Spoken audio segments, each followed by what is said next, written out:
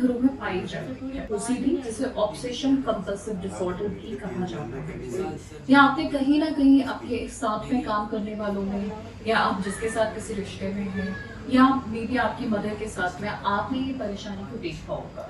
कुछ लोगों को आदत होती है कि एक चीज को एक परफेक्ट वे में ऑर्गेनाइज करके रखना है। कुछ लोगों को बहुत ज्यादा साफ सफाई की आदत होती है। कुछ लोग परेशान हो जाते हैं अगर उनके कमरे में या उनकी चीजों को ऊपर नीचे कर दिया जाए।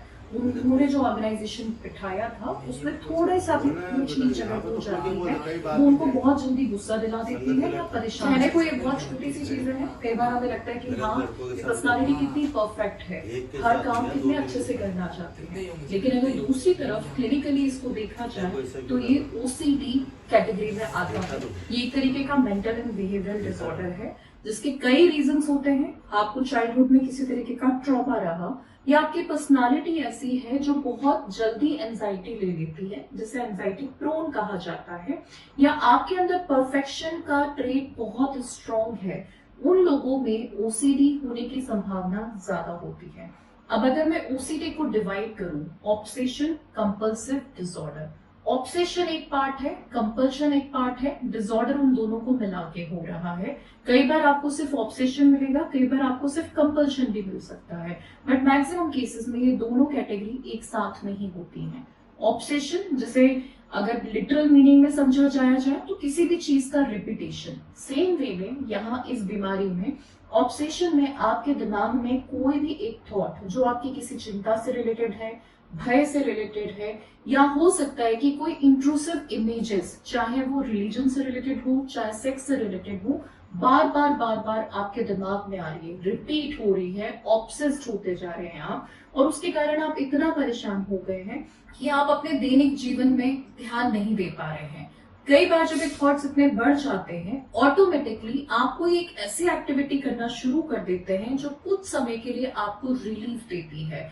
वो एक्टिविटी, जैसे एग्जांपल के लिए मेरे दिमाग में बार बार थॉट आ रहा है कि कुछ गंदा है, कहीं मुझे कोई इन्फेक्शन ना हो जाए। ये सबसे कॉमन ऑब्सेशन है, फियर ऑफ कॉन्टामिनेशन। उसके लिए मैं बार बार हाथ धोऊंगी, बहुत ज्यादा सफाई करूंगी, नहाने में बहुत समय लगाऊंगी, तब तक जब तक मुझे स्किन पे रैशेस शुरू ना हो जाए, मुझे तब तक रियलाइज नहीं होगा, या मुझे कोई और सीवियर प्रॉब्लम ना हो जाए जो स्किन से रिलेटेड हो। जो ये एक्ट मैं कर रही हूँ, हाथ जो मैं धो रही हूँ, वो मुझे उस मोमेंट में एक रिलीफ दे रहा है मेरे उन ऑब्सेशन थॉट से। इसे कंपल्सिव एक्ट कहा जाता है। तो पहले आपको ऑब्सेशन हुआ, किसी भी चीज से रिलेटेड हो सकता है, सफाई हो, या हो सकता है रिलीजन से रिलेटेड आपके दिमाग में कुछ आ रहा हो कि अगर हम ये नहीं करेंगे तो मुझे पाप लगेगा, मुझे 5 बार पूजा करनी है, मुझे 5 बार अगरबत्ती इसी डायरेक्शन में घुमानी है, मुझे हर भगवान के आगे सर को झुकाना है। इस तरीके के थॉट्स ऑब्सेशन में आपके दिमाग में आते हैं, और जब इन थॉट्स को रीअश्योरेंस देने के लिए कि नहीं ऐसा नहीं होगा, आप एक्ट करना शुरू करते हैं, उन्हें कंपल्सिव एक्ट कहा जाता है।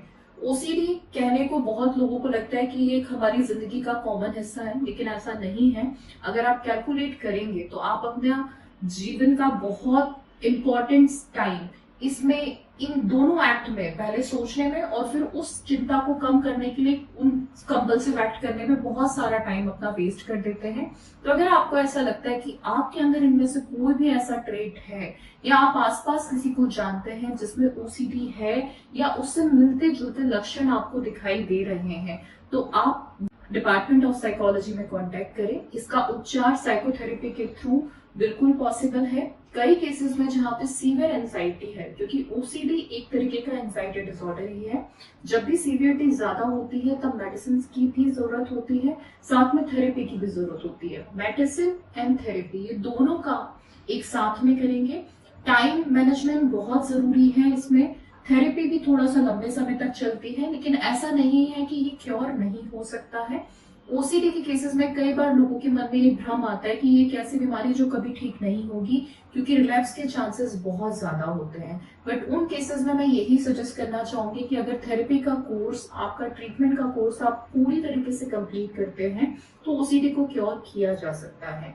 तो अगर आपको ऐसा लग रहा है कि ये मेरे अंदर भी है कि मैं बहुत ज्यादा परफेक्शन फॉलो करता हूँ, मैं सफाई को लेकर बहुत पर्टिकुलर हूँ, या घर में कोई भी आपको ऐसा दिखाई दे रहा है, तो जल्द से जल्द कांटेक्ट करें और अपनी साइकोथेरेपी प्लान